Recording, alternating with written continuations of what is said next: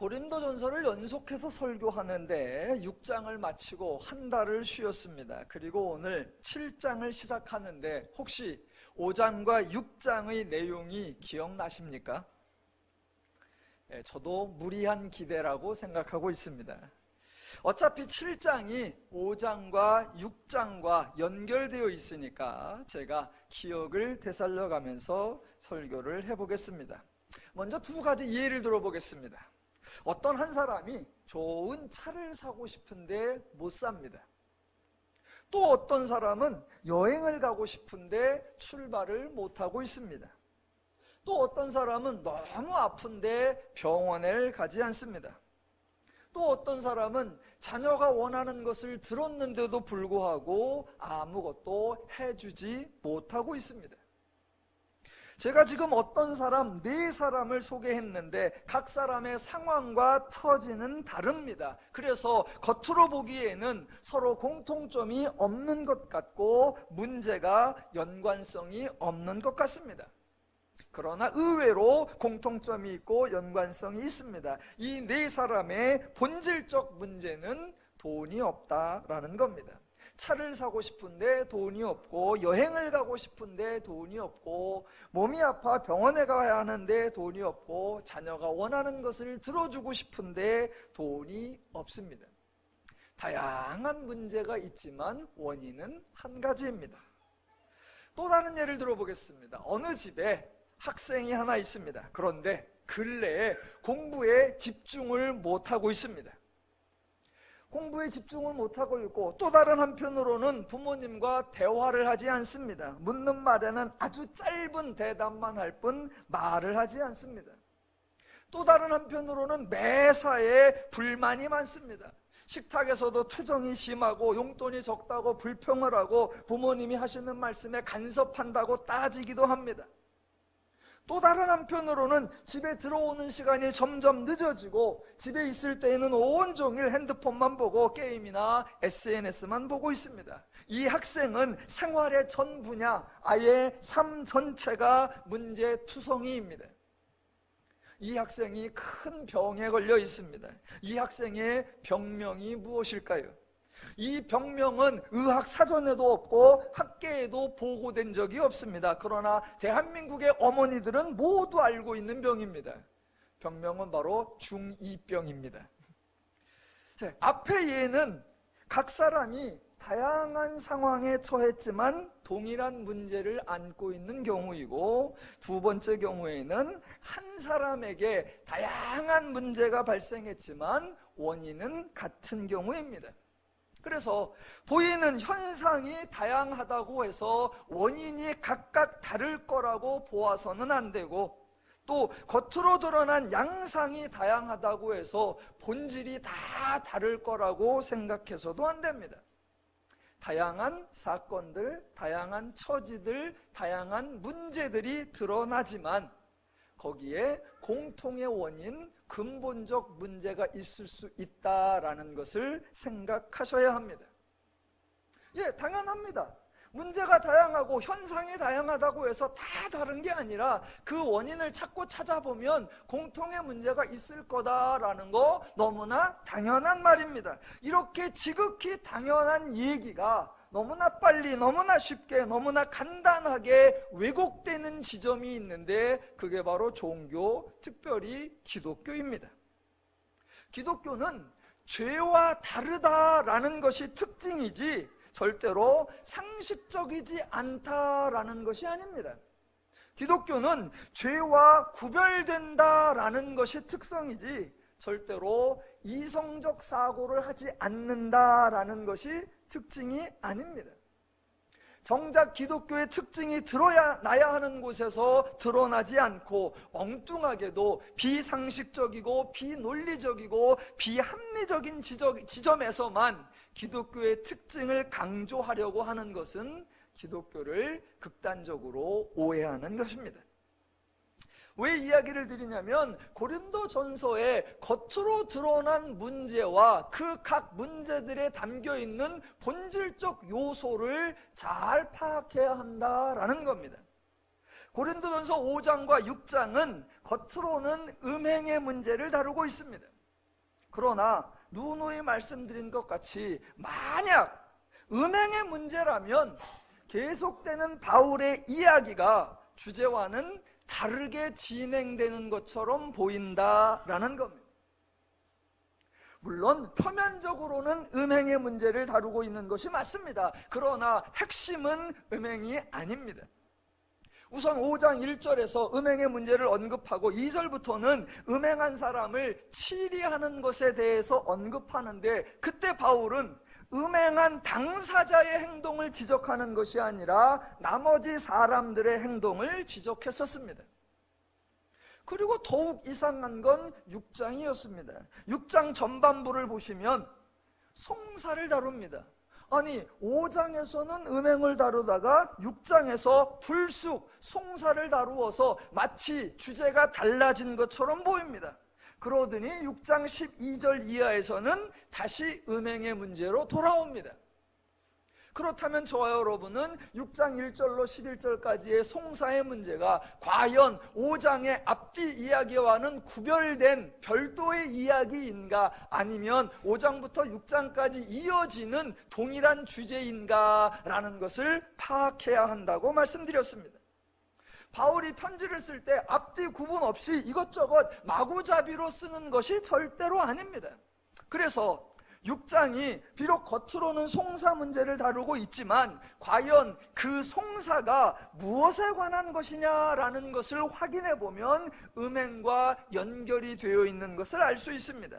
그래서 송사를 다루는 내용 중에 9절부터 11절을 보면 하나님 나라를 유업으로 받는 것, 그것에 대한 이야기가 반복되고 있습니다. 즉 불의한 자 또는 음행하는 자는 하나님 나라의 유업을 받지 못한다라고 강조하고 있다는 겁니다. 자, 그렇다면 6장 송사의 문제, 즉 하나님 나라의 기업을 받지 못하는 것에 관한 이야기에서부터 이야기를 역으로 5장으로 되짚어 올라가면 아주 쉽게 풀어볼 수가 있습니다. 고린도 사람들의 관심은 유업 또는 기업 또는 재산 또는 물질이었다는 것을 알 수 있습니다. 그렇게 재산에 관심이 많았기 때문에 재산을 얻어내기 위해서는 고발을 하는데, 그 고발을 하는 대상이 교회 안에 있는 같은 형제인지 아닌지 아무 상관없이 과감하게 고발을 하였고, 또 재판장에서 자기를 판단하는 사람들이 교회에서 경위 여김을 받는 자, 즉 믿지 아니하는 자들인지 여부도 따지지도 않았고, 그렇게 하는 자신들의 행동이 부끄러운 일인지 그것도 개념치 않았다라는 겁니다. 더 본질적으로 살펴보면 재산을 얻어내기 위해서는 음행을 하는 것, 그것도 이방인 중에서도 잘 하지 않는 음행, 즉 자기 아버지의 아내를 취하는 행동도 서슴지 않았었다라는 것입니다. 시작은 분명히 음행의 문제였는데 추적을 해보니까 그 뿌리는 재산에 관한 것이었다라는 겁니다. 자, 혹시 고린도 전서의 전개가 이상한 게 아니라 곽 목사의 설교가 이상하다라고 생각하실까봐 제가 조금 더 정리해서 설명을 해보겠습니다. 지금 5장과 6장과 7장이 각각 다른 얘기가 아닙니다. 5장은 음행 얘기, 6장은 송사 얘기, 7장은 결혼 얘기가 아니라 다 연결된 이야기인데 그 이야기가 세 겹으로 쌓여 있습니다. 그러니까 그 세 겹을 잘 하나하나씩 풀어내야 합니다. 자, 1차적으로 5장과 6장이 겉으로는 음행의 문제를 다루고 있다라고 했습니다. 첫 번째 겹이 음행입니다. 그러나 그 2차적으로 한꺼풀을 벗겨내면 음행의 문제처럼 보였던 것이 실상은 재산에 관한 문제였다라는 것을 알 수 있습니다. 거기서 하나 더 들어가 보면 5장과 6장의 결론 부분에서 바울이 핵심적으로 강조하는 게 뭐냐? 성도의 성도됨이라는 사실입니다. 그래서 6장 12절로부터 20절, 바울이 강조하는 게 성도의 성도됨, 그 성도가 그리스도와 연합되었다라는 것을 강조합니다. 6장 15절, 너희 몸이 그리스도의 진체인 줄을 알지 못하느냐. 17절, 주와 합하는 자는 한 영이니라. 19절, 너희 몸은 너희가 하나님께로부터 받은 바 너희 가운데 계신 성령의 전인 줄을 알지 못하느냐. 너희는 너희 자신의 것이 아니라 값으로 산 것이 되었거늘. 이것이 바울의 강조입니다. 어떻게 그렇게 되었느냐라고 묻는다면 6장 11절, 너희 중에 이와 같은 자들이 있더니 주 예수 그리스도의 이름과 우리 하나님의 성령 안에서 씻음과 거룩함과 의롭다 하심을 받았느니라 설명이 되는 겁니다. 고린도 교인들의 관심이 재산이었다고 했습니다. 그렇다면 바울의 결론도 재산과 관련이 있어야 합니다. 그래서 바울이 성도가 그리스도와 연합되었다라고 말하는데 그 말의 또 다른 내용이 뭐냐? 하나님 나라의 기업을, 하나님 나라의 유업을 받았다라는 것입니다. 고린도 사람들은 자기 아버지의 재산이 얼마나 되는지는 모르지만 그것을 받아내려고 아버지의 아내를 취하기도 하고 세상 법정에 고소를 하기도 하는 등 부끄러운 일을 서슴지 않았는데, 바울이 강조하는 것은 성도는 이미 한 아버지의 재산과는 비교도 되지 않을 만한 어마어마한 가치가 있는 하나님 나라의 유업을 받았다라고 강조하는 겁니다.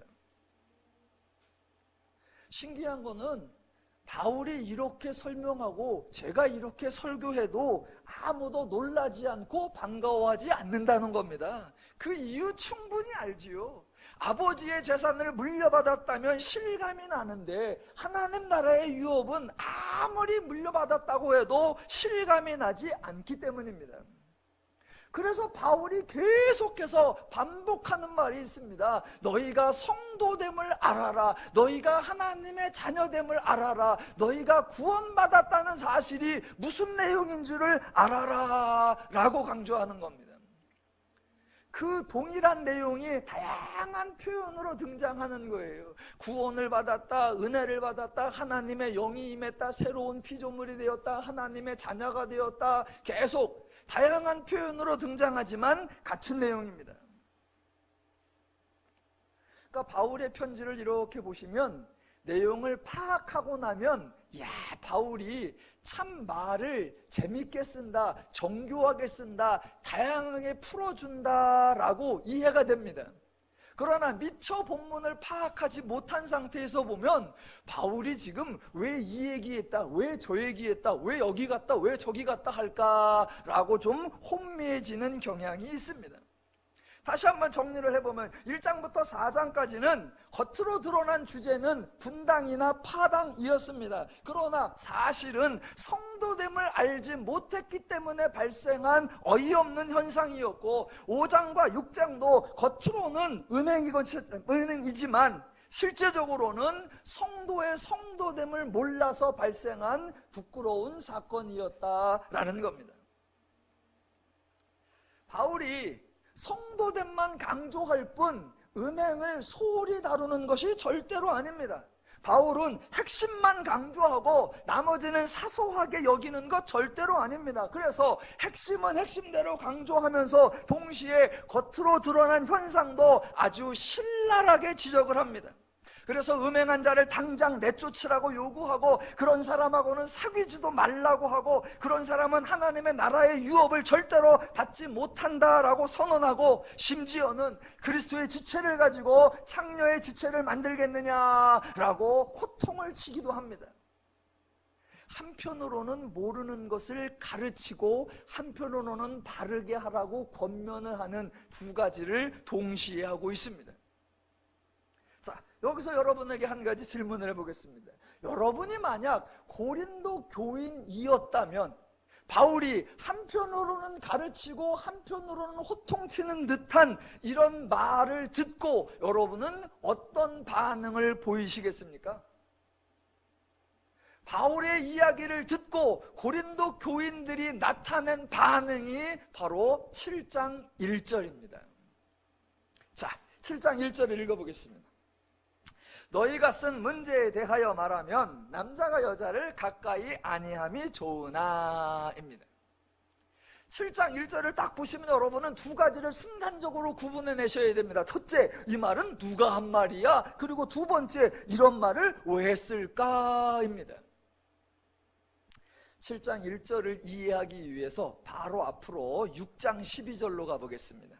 제가 6장 12절을 설명하면서 우리말 한글 성경이 조금 독특하다라고 설명을 드렸습니다. 마침표도 없고 따옴표도 없고 인용보호도 없고, 그래서 누가 한 말인지 구별하기가 쉽지 않다, 그런 설명을 드린 적이 있는데, 자, 복습하고 오늘 7장 1절로 와보겠습니다. 6장 12절 일단 읽어보겠습니다.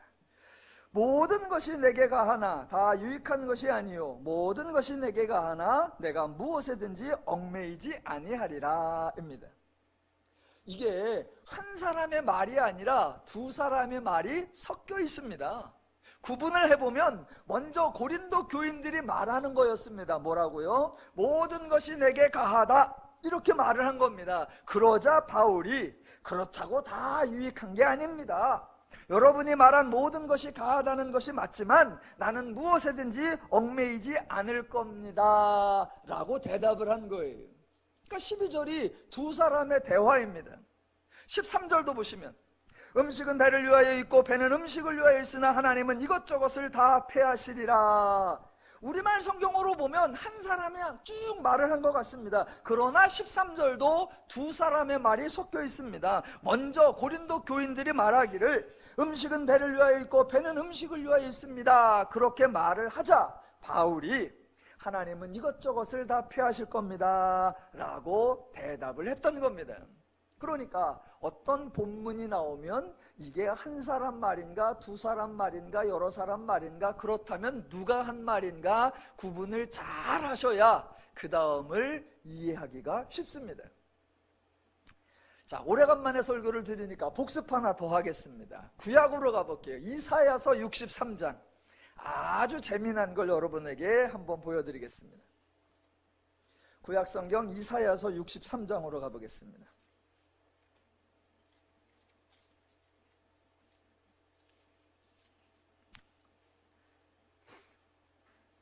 이사야서 63장 1절, 2절, 3절을 볼 건데 여러분이 이게 몇 사람이 말한 건가, 그리고 또 이게 누가 말한 건가 한번 유심히 관찰을 하면서 읽어보시면 좋겠습니다. 자, 일단 제가 읽어볼게요. 1절 에돔에서 오는 이 누구며 붉은 옷을 입고 보스라에서 오는 이 누구냐, 그의 화려한 의복 큰 능력으로 걷는 이가 누구냐, 그는 나이니 공의를 말하는 이요 구원하는 능력을 가진 이니라 입니다. 자, 1절 한 사람 말일까요? 두 사람 말일까요? 예, 정답은 두 사람 말입니다. 두 사람이 대화를 주고받고 있습니다. 먼저 이스라엘 백성이 질문을 하고 뒤에 하나님이 대답을 하시는 겁니다. 그런데 우리말 표현에 한 가지 좀 아쉬운 게 있는데 그게 뭐냐? 경어, 즉 존댓말을 쓰지 않았다는 겁니다. 존댓말을 쓰지 않아서 혼동이 되는 거예요.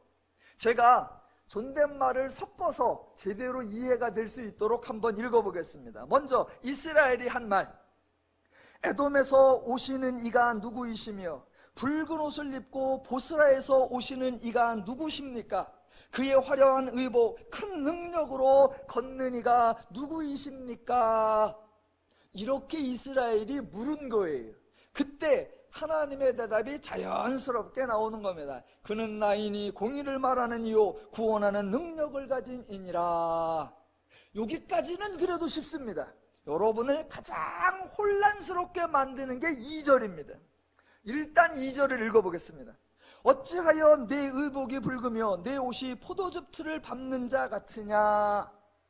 여기도 경어를 사용하지 않아서 도대체 누가 한 말인지 구분이 안 되실 겁니다. 반말로 표현되어 있으니까 마치 하나님께서 백성들에게 하시는 말씀처럼 보입니다. 그러나 정반대입니다. 1절에서 이스라엘이 먼저 말하고 하나님이 대답을 한 것처럼 2절에서도 이스라엘이 다시 먼저 말하는 겁니다. 그래서 2절은 지금처럼 반말로 표현하면 안 되고 경어를 사용해서 표현했어야 합니다. 2절을 경어를 사용해서 읽으면 이렇게 되는 겁니다. 누구십니까? 그랬더니 내가 그니라 그랬어요. 그랬더니 2절에서 이스라엘 백성들이 이렇게 말하는 겁니다. 어찌하여 당신의 의복이 붉으며 당신의 옷이 포도즙 틀을 밟는 자 같습니까? 이렇게 물어본 거예요. 그런데 우리말 성경은 어찌하여 네 의복이 붉으며 네 옷이 포도즙 틀을 밟는 자 같으냐? 백성이 하나님을 혼내는 것처럼 아니에요.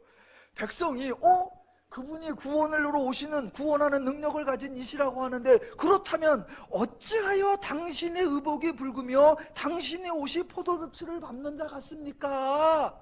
라고 묻는 겁니다.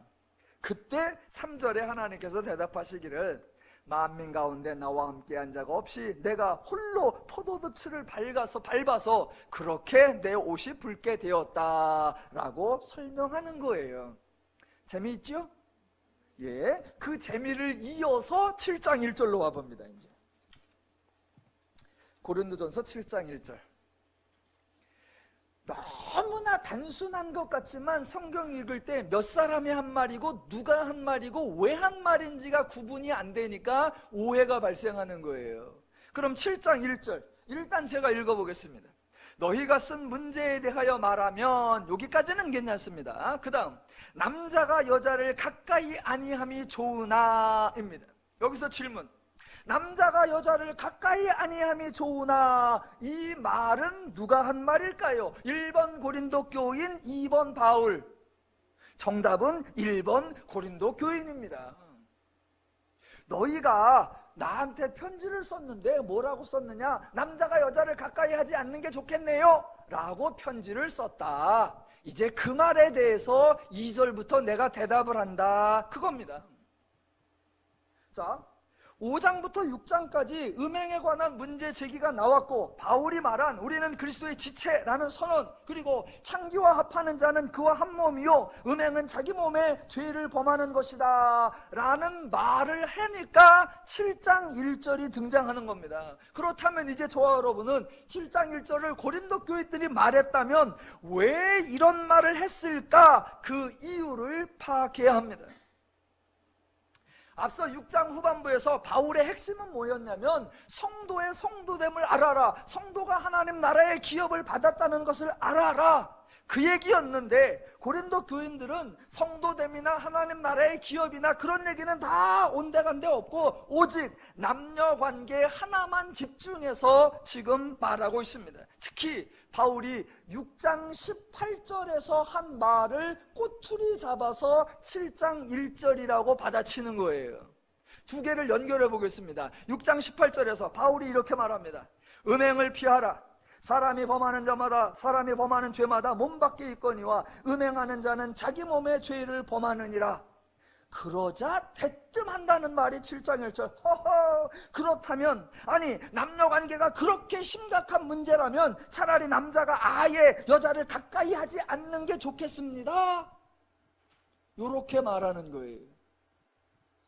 예, 요런 증상을 우리나라 전문적 의학용어로 중2병이라 그러는 거예요. 중2병. 자 보세요. 예를 들어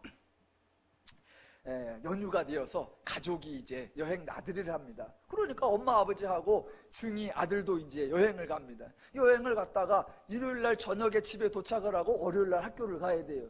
그래서 일요일날 저녁에 집에 도착하도록 돌아오고 있는데 고속도로가 꽉 막혀갖고 시간이 늦어요. 그래서 꾸역꾸역 집에 도착하니까 월요일날 밤 새벽 2시 늦은 시간에 도착해죠. 그러니까 오자마자 아들이 집에 가서 이제 엎어져 잡니다. 그러자 한 서너 시간 지나서 새벽 6시쯤에 이제 엄마가 아들을 깨워야 됩니다. 왜? 월요일이니까 학교 가야 되니까. 그래서 야야야 일어나라 학교 가라. 그러니까 애가 막 졸려 막 그럽니다. 그러니까 엄마가 하는 말이 야야 졸아도 일어나 학교 가. 졸으려면 차라리 학교 가서 졸아라. 깨우다 보면 그런 말을 하죠. 야 일어나. 졸린데. 졸래면 학교 가서 졸아. 이렇게 말하는 겁니다. 엄마가 야, 조를 내면 학교 가서 졸아라, 그 말을 하자마자 아들이 한다는 말, 어차피 학교 가서 졸을 거면 차라리 집에서 편하게 잘래요. 이게 말이 된다가 안 된다? 순 억지예요. 엄마는 지금 학교 가서 졸으라고 권장을 하는 게 아니라 어떻게든 깨워서 보내려고 설득하는 말인데, 아들은 그 말을 꼬투리 삼아서 어떻게든 학교를 빠지려고 생떼를 쓰는 겁니다. 그게 중2병의 발언 방식이에요. 앞뒤 문맥 다 빼고 꼬투리 하나 잡아서 물고 늘어지는 것. 지금 바울은 고린도 교인들에게 남녀 관계를 금지시킨 것이 아니고, 금욕 생활을 하는 것이 신앙생활에 도움이 된다고 강조한 것도 아니고, 남자가 여자를 가까이 하지 않는 것이 신앙의 성숙한 열매라고 말하는 것도 아니었습니다. 말 그대로 음행을 피하라, 몸을 바르게 사용하라, 너희 몸이 하나님의 값주고 산 것이니까 거룩하게 살아라 라고 권고한 거예요. 그렇게 권고를 했더니 대뜸한다는 소리가 남자가 여자를 가까이 아니하면 좋겠다 이러는 겁니다. 여러분, 왜 이럴까요? 한 가지 힌트를 드리겠습니다. 중2병 증세는 한 군데만 드러나는 게 아니고, 한 번만 드러나는 게 아니고, 말만 하면 중2병 증세, 행동하면 모든 중2병 증세가 다 드러나는 겁니다. 자, 여기저기에서 양극단적인 반응이 툭툭 튀어나옵니다. 그래서 고린도 교회 사람들도 이미 왜곡된 반응을 한 번 드러낸 적이 있습니다. 한 번은 이쪽으로 왜곡된 반응을 보이고, 한 번은 이쪽으로 왜곡된 반응을 보이고, 두 왜곡이 전혀 반대가 되는 건데 그것도 모르고 툭툭 던지는 거예요. 자, 고린도 교인들이 이미 억지 주장을 한 것 여러분이 보셨습니다. 7장 1절과는 정반대의 주장을 하는 거 보셨어요. 다만 여러분이 기억이 나지 않을 뿐입니다. 아유, 한 달 전에 했던 걸 어떻게 기억을 해? 아니요, 한 달 전이 아니라 불과 제가 10분 전에 설명을 드렸는데 여러분이 눈치를 채지 못하셨을 뿐입니다. 그게 어디냐? 바로 6장 12절과 13절입니다. 자, 5장과 6장에서 바울이 고린도 교회의 음행을 책망했습니다. 그러자 한다는 반응이 뭐였냐? 12절, 모든 것이 내게 가하다 였습니다. 자, 고린도 교인들은 바울이 설명한 하나님의 은혜를 왜곡했습니다. 바울이 계속 강조한 게 뭐였냐면, 야, 하나님의 구원은 인간의 행위에 의한 것이 아니다. 네가 선을 쌓고 네가 공덕을 쌓아서 그 공로로 말미암아 하나님의 은혜를 받는 게 아니다 라고 강조했고, 동시에 그렇게 하나님께로 받은 은혜는 네 행동에 따라 취소되거나 소멸되는 거나 그런 것이 아니다. 네 수고로 은혜를 받아낼 수 있는 것이 아니고, 네 수고로 하나님의 은혜를 없앨 수 있는 것이 아니다. 하나님의 은혜는 전적인 하나님의 은혜다 라고 강조를 했습니다. 그렇게 말하니까 고린도 교인들이 하는 말, 어차피 내 행동하고 관계없다고요? 그러면 모든 거 다 해도 되네? 어차피 내 행동으로 상 받는 거 아니고, 어차피 내 행동으로 상이 취소되는 거 아니라면 모든 것이 가하네요. 그게 12절이었습니다. 그리고 나서 더 나아가 13절, 음식은 배를 위하여 있고 배는 음식을 위하여 있느니라. 이게 뭐예요? 음식은 배를 위하여 있고 배는 음식을 위하여, 즉 배고프면 음식을 먹는 거 당연하지 않습니까? 그러므로 몸은 쾌락을 위하여 있고 쾌락은 몸으로 하는 것이니까 내가 아무렇게나 해도 되는 거 당연하지 않습니까? 모든 거 가한 거 아닙니까? 라고 말했었다라는 겁니다. 바울은 처음부터 일관되게 음행을 피하라, 몸을 바르게 사용하라 라고 권면을 했습니다. 그런데 고린도 교인들은 극과 극을 보인 겁니다. 한 번의 극은 6장에서 모든 것이 가하다라고 하고, 또 다른 극이 7장 1절, 그렇다면 아예 남자가 여자를 가까이 하지 않는 게 좋겠네요. 6장 12절에는 아무리 음행을 해도 상관이 없겠네요 라는 말이고, 7장 1절에서는 그럴 바에는 아예 만나지도 않는 게 좋겠네요. 양극단의 주장을 폈던 겁니다. 제가 중2병이라고 표현을 했지만 고린도 교인들이 어린애들도 아니고 아무 생각이 없는 게 아닙니다. 고린도 교인들은 억지를 쓰고 있는 것이 아니라 나름대로 자기 주장을 하고 있습니다. 나름대로 자기의 사고 방식이 있고 자기의 기준이 있고 생각이 있고 논리가 있고 판단이 있었습니다. 그렇게 자기들 방식의 사고 방식이 있었기 때문에 음행한 사람이 있어도 쫓아내지도 않았고 그 사람들과 함께 어울렸고 통한이 여기지도 아니하고 자기들 사고방식이 있었기 때문에 불의한 자들 앞에서 고발하고 교회에서 경영임을 받는 자들을 세우고 믿지 아니하는 자들 앞에서 피차 고발하고 모든 것이 가하다, 음식을 위하여 있고 배는 음식을 위하여 음식은 배를 위하여 있다라는 주장을 했었다는 겁니다. 자, 제가 서두에서 기독교는 죄와 다른 것이지 상식을 거부하는 게 아니다라고 했고, 기독교는 죄와 구별되는 것이지 비논리, 비합리적이 아니다라고 주장을 했습니다. 그런데 사람들은 종교를, 특히 기독교를 많이 오해합니다. 사람들이 워낙 죄의 방식에 익숙해 있으니까 기독교가 죄와 다른 것을 잘 구별해내지를 못합니다. 그러니까 자기들이 하고 있는 사고방식, 자기들의 기준, 자기들의 판단 근거, 그게 죄적이라는 것을 생각을 못하는 거예요. 본인들 나름대로는 나는 죄하고 달라라고 하지만 그게 비상식적으로 행동하고 비논리적, 비합리적으로 행동할 때가 많습니다. 자, 여러 번 설명드렸는데 한번 다시 보면 죄인들이 가지고 있는 방식 중에 가장 대표적인 게 뭐다?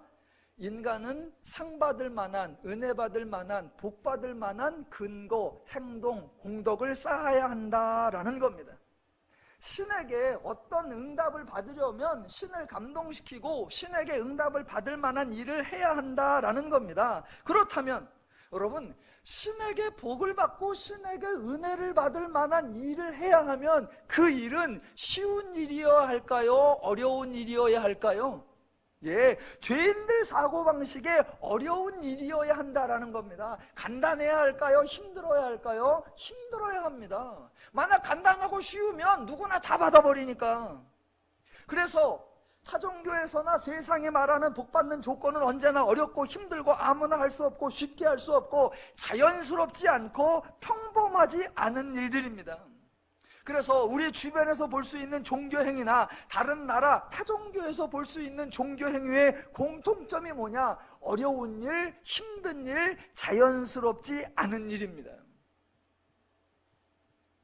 가장 단순하게 예를 들어보겠습니다. 어떤 사람이 묵상 또는 명상을 한다고 합시다. 여러분, 묵상이나 명상을 하면 어떤 자세를 취할까요? 가장 편안한 자세를 취할까요? 불편한 자세를 취할까요? 예, 불편합니다.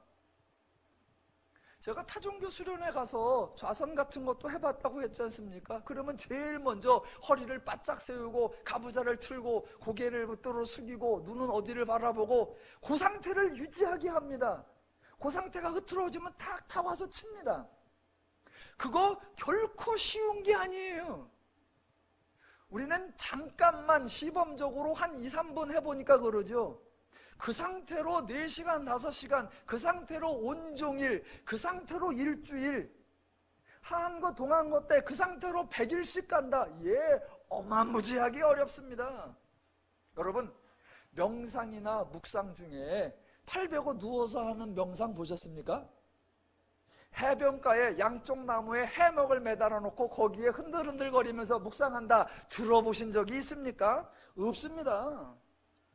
또 타종교에는 성지순례가 그 종교인의 의무처럼 여겨져서 평생에 한 번은 그 성지를 방문해야 한다라는 게 있습니다.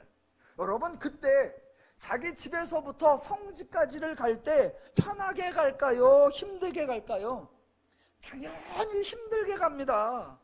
편하게 가면 정성이 없다라고 생각해요. 그래서 걸어가기만 해도 먼 그 길을 3보 1배를 해가면서 그렇게 갑니다. 그 힘들게 가니까 또 좋은 음식으로 영양보충을 든든히 해가면서 가느냐? 아니요. 음식은 최소한의 생계 유지 그 정도 차원에서만 해놓고 갑니다. 예, 절대로 쉽지 않습니다. 정말 안타까운 거는 그렇게 타종교의 방식, 죄적인 종교의 방식이 기독교에도 마치 당연한 것처럼 통용된다는 겁니다. 그러면서 기독교에서도 기독교의 특징을 왜곡하는데 그냥 왜곡하는 게 아니라 꼭 성경 구절을 근거로 해서 왜곡한다는 겁니다. 신앙생활 여러분 결코 쉽지 않습니다. 믿음생활 결코 편안하지 않습니다. 신앙생활은 십자가의 길이요, 좁은 길이요, 험한 길이요, 가시밭길입니다 라고 말합니다. 과연 그럴까요? 전혀 그렇지 않습니다.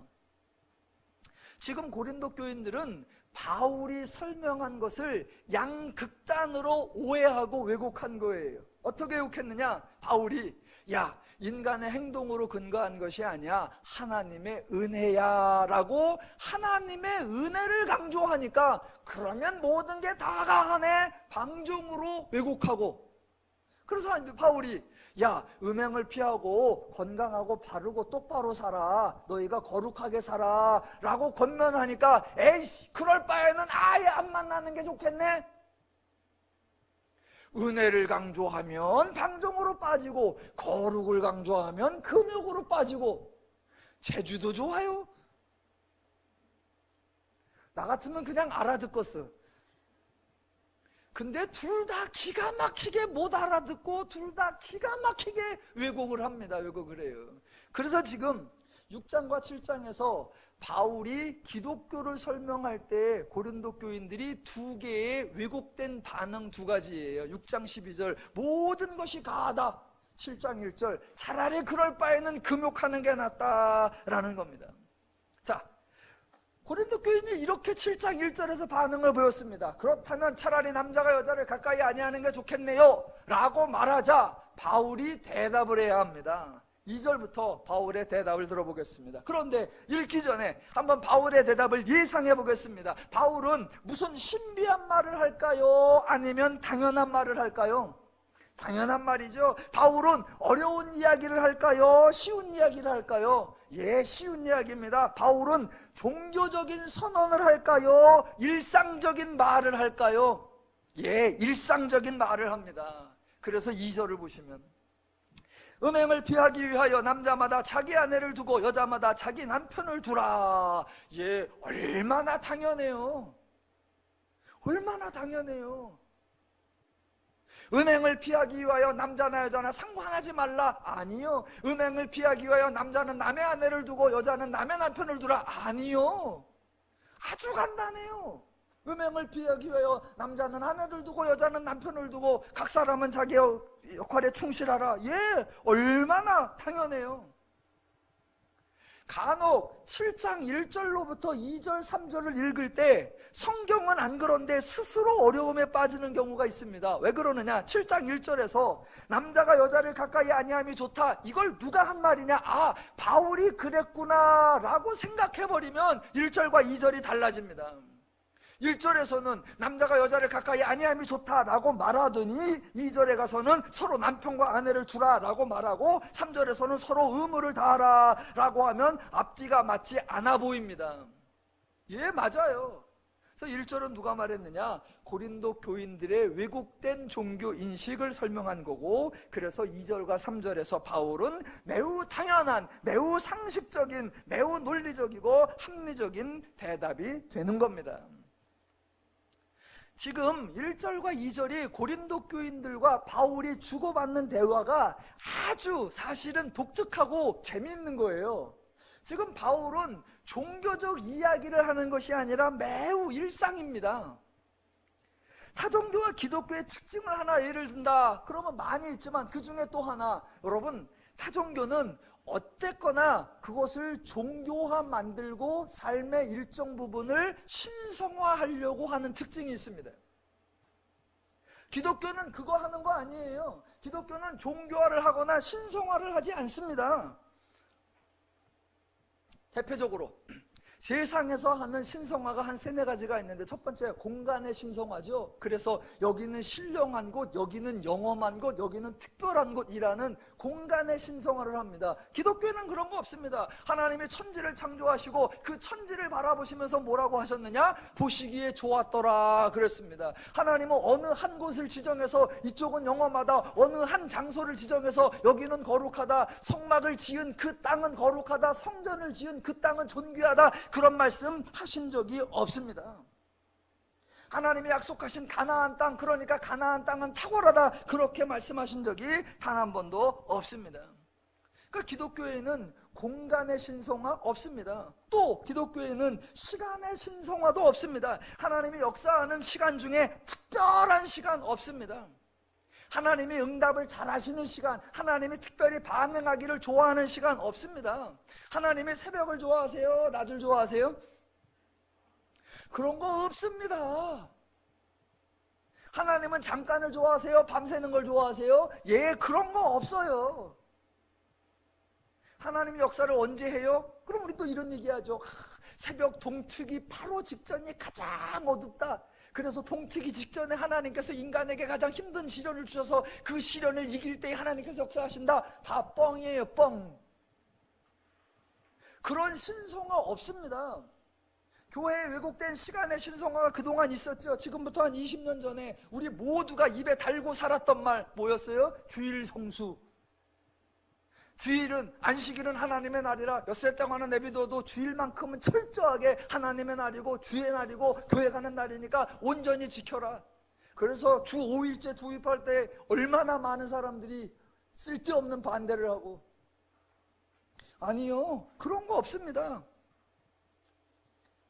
또 사역의 신성화, 직분의 신성화, 예, 그런 거 없습니다. 목회자는 주의 일을 하는 사역자이고 성도는 그저 세상 일을 하는 것, 절대로 잘못된 생각입니다. 목회자를 신성화하고 목회자를 섬기는 것이 마치 하나님을 섬기는 것처럼 주장하는 목사들의 그 이기적이고 죄적인 주장 없어져야 합니다.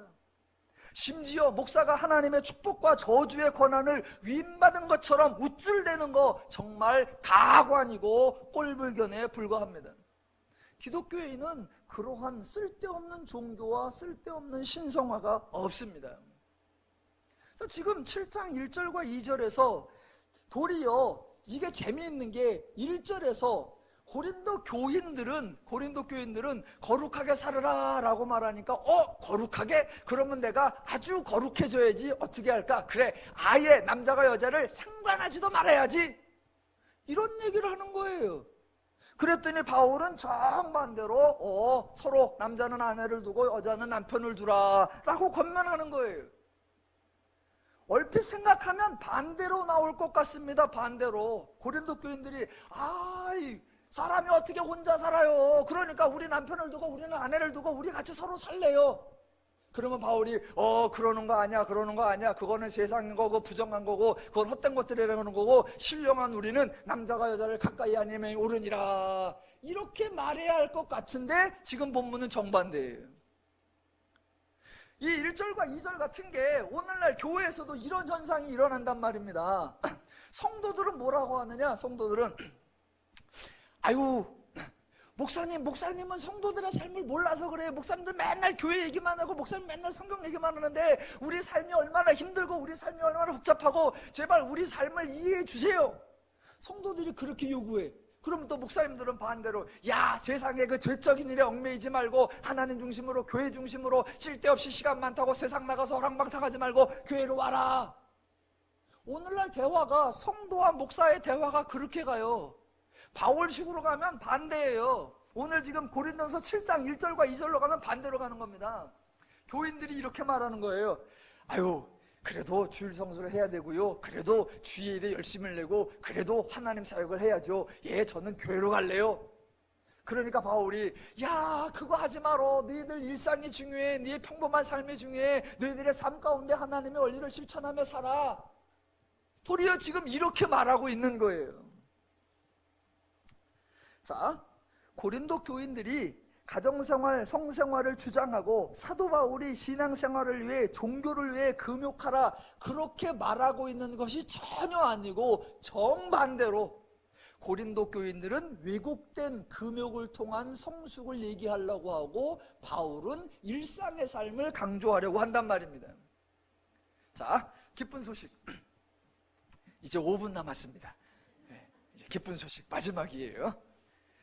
고린도 교인들은 왜곡된 종교 주장을 할 때에 바울은 상식적이고 일반적인 얘기를 합니다.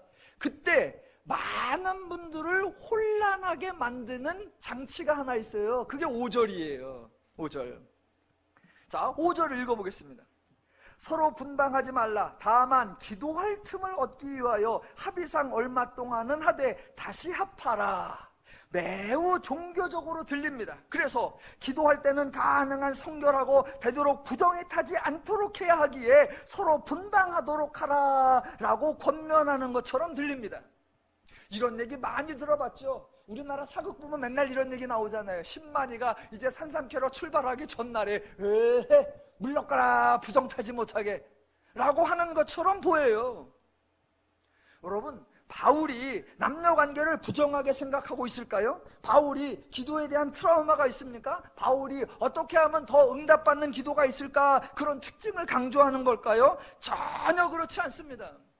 지금 5장과 6장과 7장의 흐름은 기도나 종교를 강조하는 것이 아니라 바른 삶, 참다운 삶을 강조하는 겁니다. 자, 우리가 이야기할 때 강조하려는 내용이 있어요. 그런데 강조하려는 내용이 있는데 표현은 다르게 할 때가 있습니다. 근데 우리가 다 알아차려요. 예를 들어 아침에 애가 학교를 갑니다. 초등학생 하나가 이제 달래달래 가방 들고 가면 엄마가 늘 그러죠. 현관문 앞에서 이제 학교 가는 애를 보고 야, 차 조심해. 야, 길 조심해. 여러분, 그 말을 할 때 엄마는 지금 차 아껴야 되는구나. 아, 길이 망가질까 고민하는구나. 그게 아니라는 거 다 알아요. 야, 차 조심해. 야, 길 조심해. 그거의 핵심 포인트는 뭐다? 너 몸 조심해요. 분명히 너 다치지 않도록, 네 몸이 상하지 않도록 그걸 말하는데 엄마의 말 속에 몸은 한마디도 등장이 안 해요. 그냥 직설적으로 정확하게 표현하려면 야, 몸 조심해 이렇게 해야 돼요. 그런데 우리는 일상적으로 몸 조심해 안 그러고 야, 차 조심해, 야, 길 조심해, 야, 애들 가는데 자전거 많이 타더라, 자전거 조심해.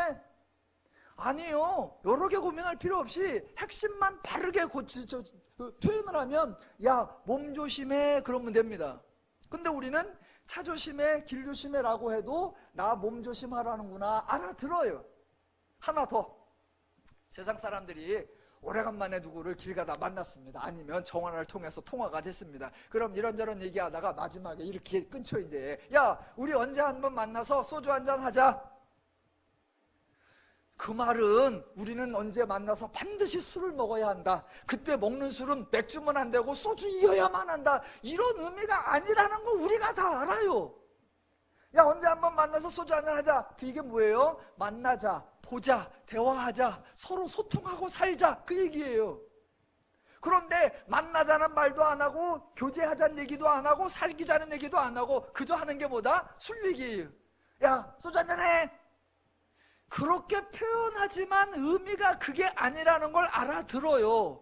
그렇게 잘 알아들으시고 그렇게 영특하신 분들이 성경 본문으로만 가면은 왜 갑자기 돌변을 하냐고요. 왜 못 알아듣냐고요.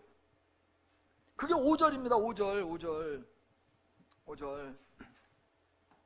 자, 7장이 지금 5장과 6장에 이어서 등장을 했고 바울의 강조는 뭐였느냐? 성도다움, 성도가 하나님 나라의 기업을 받음, 성도의 몸이 주와 연합된 거, 그러니까 음행을 피하고 바르게 참되게 올바르게 행동하라, 그 얘기를 강조해 왔었습니다.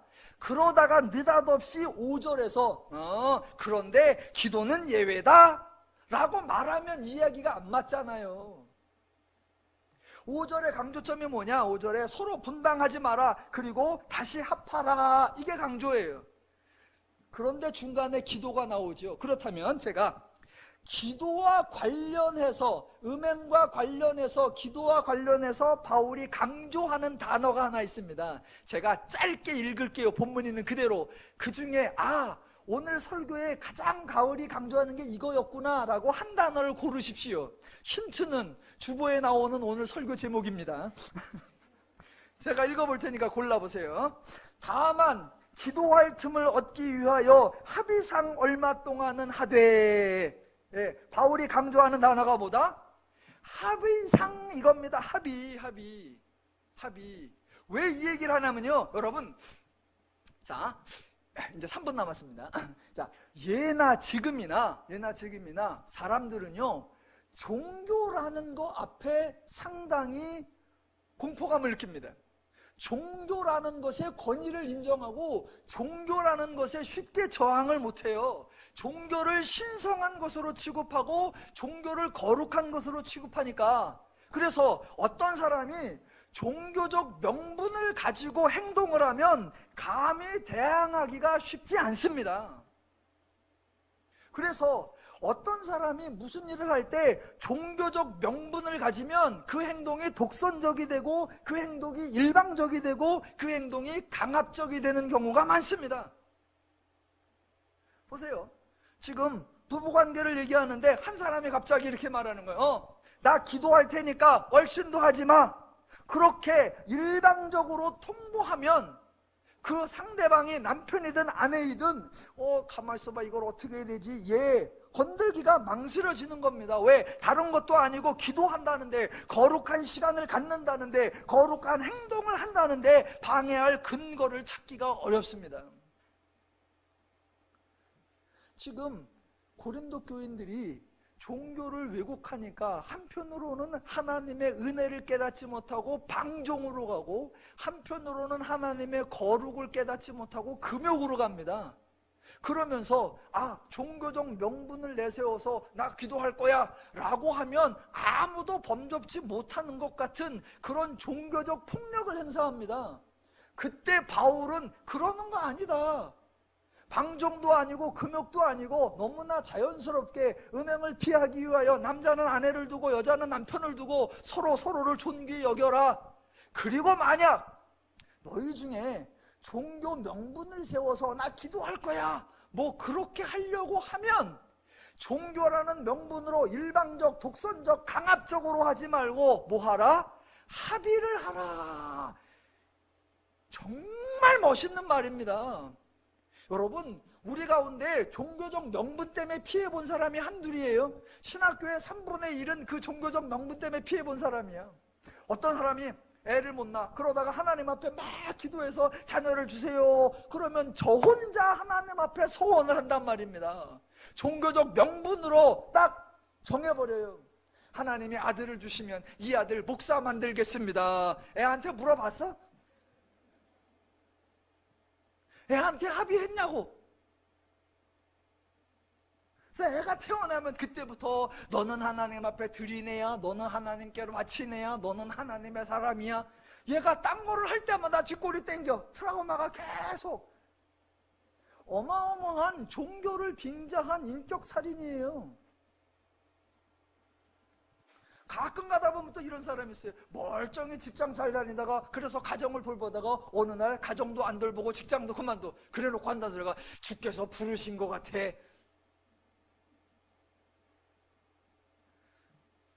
종교적 명분을 갖고 나오면 옆에 사람이 어떻게 하기가 참, 아니 아예 종교를 안 갖는, 예수 안 믿는 사람이라고 하면 쓸데없는 소리 하지 마. 그래버리면 되는데, 그래도 나름 서로 집사님, 장로님, 권사님 하다가 한쪽에서 하나님이 그러셨어 라고 하면 하나님은 그런 헛소리 안 해. 이렇게 받아치기가 쉽지 않아요. 그런 대화는 우리 집이나 가능해요.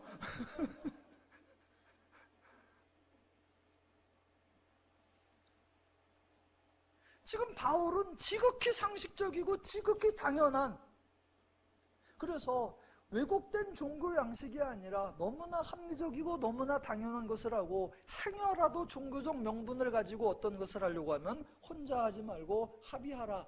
그래서 이 합의상이라는 단어가 5절인데 5절이 어디 나오느냐? 4절 뒤에 나오는 거예요. 4절 보세요. 기가 막힙니다. 아내는 자기 몸을 주장하지 못하고 오직 그 남편이 하며, 남편도 그와 같이 자기 몸을 주장하지 못하고 오직 그 아내가 하나니. 정말 멋있습니다. 기독교 신앙의 열매는 인간의 행복입니다. 성도의 신앙생활은 즐겁고 신나고 자유롭고 행복해야 합니다. 세상에서 죄의 원리로 살아가면서 힘들어하는 사람이 교회에서 하나님의 원리로 안식을 누려야 합니다. 교회는 종교적인 행동, 종교적인 교훈, 종교적인 생활을 강조하는 곳이 아닙니다. 정반대로 기독교는 일상을 종교화하여서 사람을 얽어매는 것이 아니라 정반대로 모든 일상을 소중하게 생각하고 일상의 삶을 바르고 참되고 거룩하고 성결하게 살아가도록 권면하는 것, 그게 기독교의 바른 진리입니다. 믿음은 성도들의 장애물이 아니고, 신앙은 성도들의 짐이 아니고, 교회는 성도들의 부담이 아닙니다. 믿음은 성도들의 기쁨의 근원이요, 신앙은 성도들의 자유의 발산지요, 교회는 성도들의 안식의 본거지인 줄로 믿습니다. 하나님의 원리대로 하는 것이 가장 좋고 하나님의 말씀대로 하는 것이 가장 행복한 줄로 믿습니다. 하나님으로 인해 자유롭고 평화롭고 행복한 멋진 신앙생활 누리시기를 주님의 이름으로 축원합니다. 기도하겠습니다.